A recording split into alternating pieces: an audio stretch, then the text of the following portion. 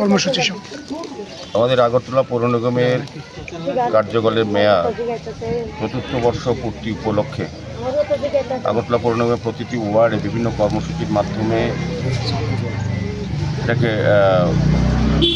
উদযাপন করা হচ্ছে। তারই অঙ্গ হিসেবে আগরতলা পৌর নিগম অন্তর্গত ২ নম্বর ওয়ার্ডে মাননীয় কর্পোরেটর স্পিকা দাস দেব মহোদয়ের বিশেষ উদ্যোগে আজকে এই এলাকার মা বোনদের মধ্যে এবং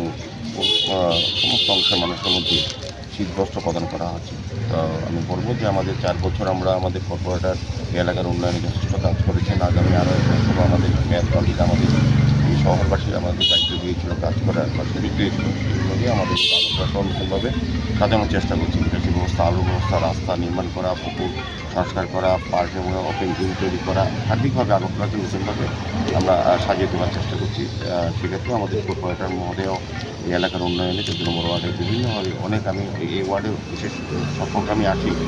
খুব সুন্দরভাবে উনি ওয়ার্ড পরিচালনা করেছেন এবং এলাকার লোকের সঙ্গে কথা বলে এলাকার লোকের সমস্যা সমাধানের জন্য উনি প্ল্যানের মাধ্যমে একদম পরিকল্পনার মাধ্যমে চেষ্টা করছেন যাতে ওয়ার্ডের সমস্ত মানুষের যে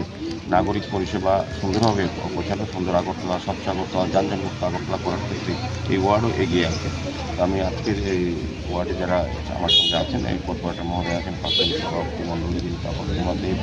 আমাদের মাইনরিটি কমিটির চেয়ারম্যান, আমাদের ডেভেলপমেন্ট কমিটির সরকারের সমিতি সাহেব, আমাদের মাননীয় কর্পোরেটর তথা ভারতীয় জনতা পার্টির প্রাক্তন সভাপতি দেবরা